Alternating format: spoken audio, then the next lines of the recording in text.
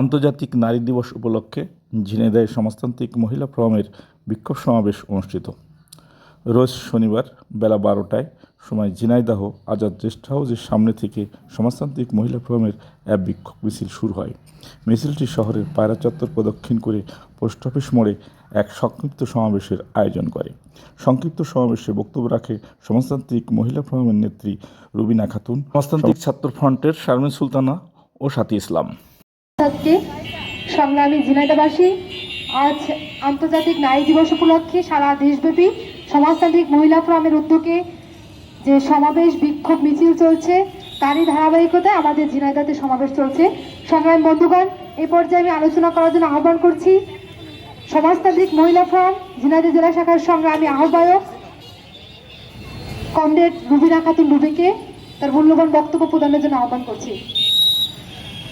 সংগ্রামী বন্ধুগণ, আমরা বলছি সমাজতান্ত্রিক মহিলা ফোরাম সারা দেশব্যাপী আন্তর্জাতিক নারী দিবস উপলক্ষে প্রতিপাদ্য বিষয় হলো নারীদের ক্ষেত্রে যেখানেই নির্যাতন, ধর্ষণ, নিপীড়ন, নারীকে নিয়ে কোনো ধরনের কূটনৈতিক কথাবার্তা হবে, সেখানে নারীরা ছেড়ে কথা বলবে না।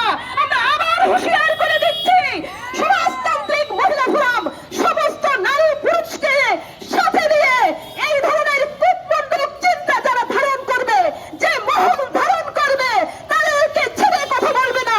আমরা রাজপথে আছি এবং সকল নারী পুরুষকে সাথে নিয়েই আমরা এই আন্দোলন করব।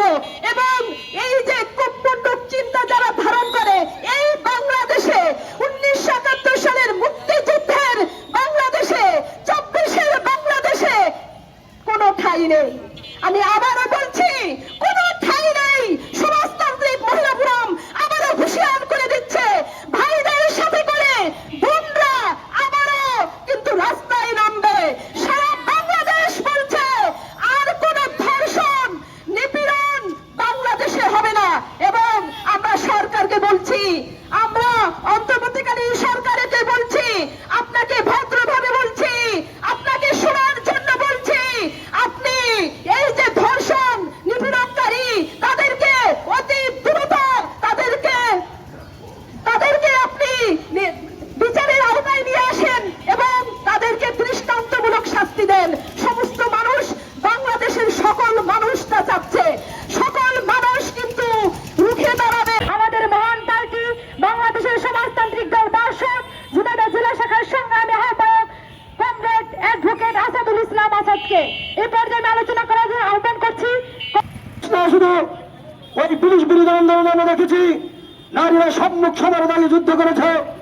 ওই ব্রিটিশ বিরোধী আন্দোলনে আজাদ আন্দোলন, বঙ্গ আন্দোলন, জনক আন্দোলন, সাঁওতাল বিদ্রোহ, সমস্ত বিদ্রোহ নারীরা আগুন সম্মুখ সারিতে আগুন থেকে তারা ওই পুরুষদের পাশে কাঁধে কাঁধ মিলে লড়াই করে তারা ওই ব্রিটিশ শাসনের অঞ্চল থেকে ভারতবর্ষের স্বাধীনতা আনার জন্য লড়াই করেছিল। তারা পাকিস্তান বিরোধী লড়াইয়ে তারা আত্মবলিদান দিয়েছে।